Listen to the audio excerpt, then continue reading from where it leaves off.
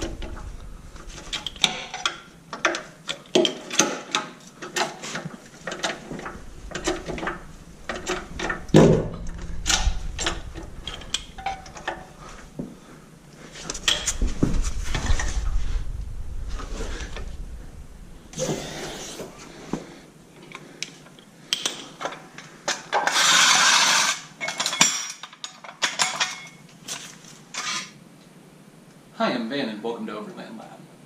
Today I want to talk to you about the simplest of field repairs that you're likely to encounter while you're out in your adventure vehicle of choice, and that is changing a spare tire. Tire puncture events are relatively common, especially if you're traveling down a lot of dirt roads, or especially if you're actually off-road, hitting some rocks, or in the desert. Chances of encountering a tire puncture and a subsequent replacement are pretty high. So making sure that you have the right equipment to be able to do that safely and effectively is critical, especially if you're traveling off-road extensively, and especially if you have a modified truck with a increased ride height suspension and a bigger wheel and tire package.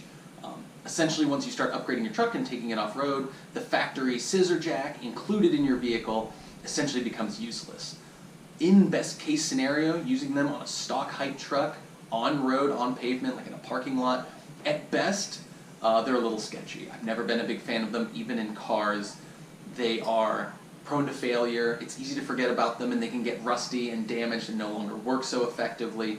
They're unstable. They have such a small footprint, and they're easily tipped if everything isn't secured, and they just make me nervous. Moreover, if you are running a lifted ride height vehicle, chances are they may not even work. They might not even reach the frame or the axles or whatever your designated lift points are. And off-road, they are essentially useless. They have such a small footprint on the bottom that on any sort of uneven surface, they're useless and dangerous. So once you decide to make the switch to an adventure vehicle, and especially if you've modified your suspension system and wheels and tires, you need to think about a better piece of equipment. The most obvious piece of equipment that everyone has laying around is just a standard service jack. There's an enormous selection of them. They're in garages everywhere. You probably already have one if you've ever done any work on your own vehicle. They're great, they're stable, they can lift a lot. A lot of them have increased lift heights so that you can lift lifted vehicles. But the problem is they're big, they're heavy, they're unwieldy, and really you still want to have a jack stand or set of jack stands with you Any hydraulic system could fail, and if that's the case, it can drop on you, which is an incredibly terrifying event if you've ever witnessed it.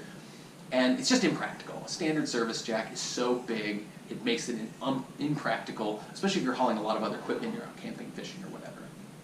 So a lot of guys end up running, a small bottle jack, small hydraulic bottle jack. It's a great option, they're affordable, a lot of them can reach the frame, they have really immense lifting power.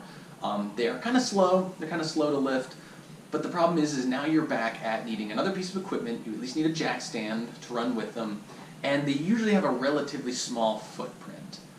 So, off-road that can get a little bit nerve-wracking. You kind of want to have something to run under them as well as a jack stand. So it's a good option, they're affordable and common, and a lot of guys use them, but I don't think they're the best option.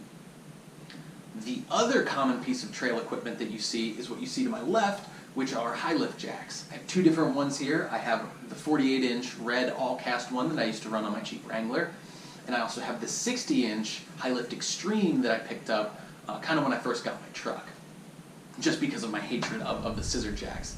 And I've used them a couple of times as a trail tool. So let me just go ahead and say, I'm not going to talk in depth about everything that a high lift jack can do. They're a great trail tool, there's a lot they can do.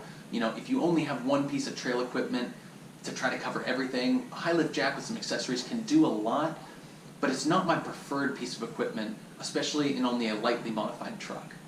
As far as lifting a vehicle with a high lift, the problem is, unless you have bumpers that have an integrated high lift point, special tools for a modified bumper, or I should say like a special hook for a modified bumper to actually lift it with the high lift, or you've got heavy-duty integrated rock sliders, not side steps, proper rock sliders attached to frame sliders, and you also have the special hook for those, it's not going to be that helpful. The tool that I got that I kind of liked was the high lift lift mate, which allows you to hook to the spokes of the wheel with the hook and then securely lift from there. But again, you're probably going to want to get a jack stand just to make sure, one, that it's securely stowed, and two, once you've lifted it from a wheel, you now have to drop the high lift out of the way, so the vehicle has to be lowered onto some sort of stable jack stand to be able to effectively remove that wheel. So, if you've got those provisions on your vehicle already, great. The other problem with a high lift is it is just such a big, unwieldy piece of equipment.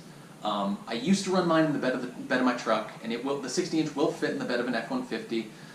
There's different mounts that you can use to make it all work. I just didn't like it. I think it took up too much real estate. But I liked it being in the bed, safe and secure and locked down.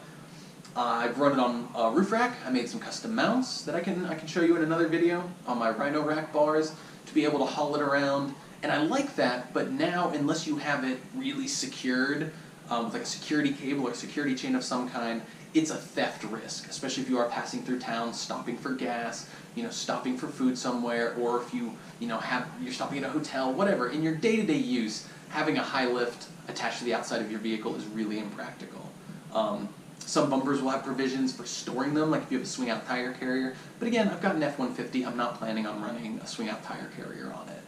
So it's a big, effective piece of equipment, but there's a lot of impracticality, especially if your vehicle isn't a dedicated adventure vehicle like mine is.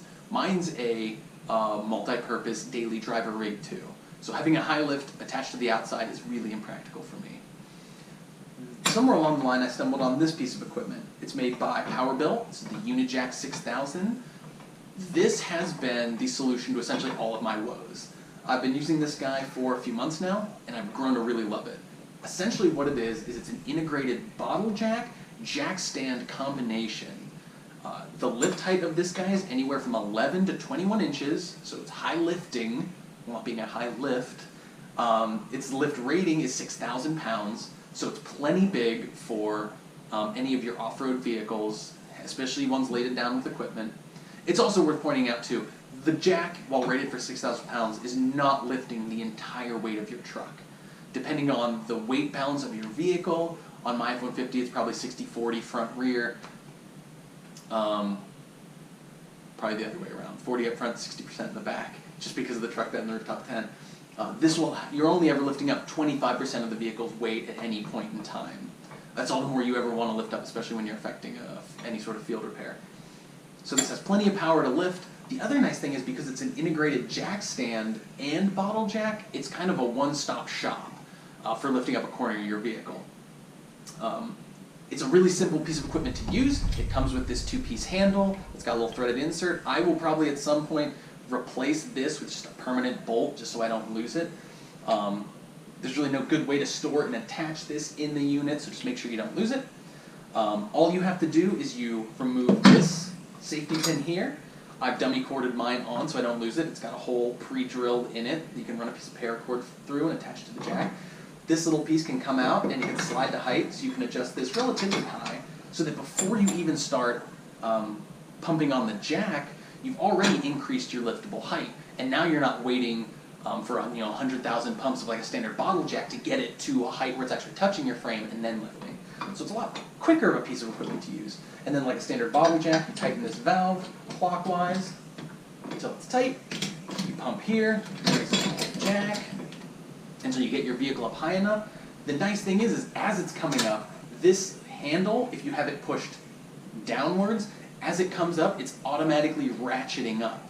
And so once you reach the right height, all you gotta do is crank a little higher, and then make sure this handle is pushed down, and then as you lower the weight of the vehicle onto the jack again, this will lock down, and then the entire thing is solid. You retighten this valve, so now the bottle jack itself is helping hold the weight, the jack stand is helping hold the weight, and you've got this really solid one-piece base that can hold your vehicle stable. I really enjoy this piece of equipment. I think it's quick, easy to use. Setting it back down's just as easy. All you have to do is pump it back up a little bit until you can pop this handle up just like that. And then when you let the weight, or when you open the valve again to drop it, it goes the whole way down and you're good to go. Roll this back in and stow it.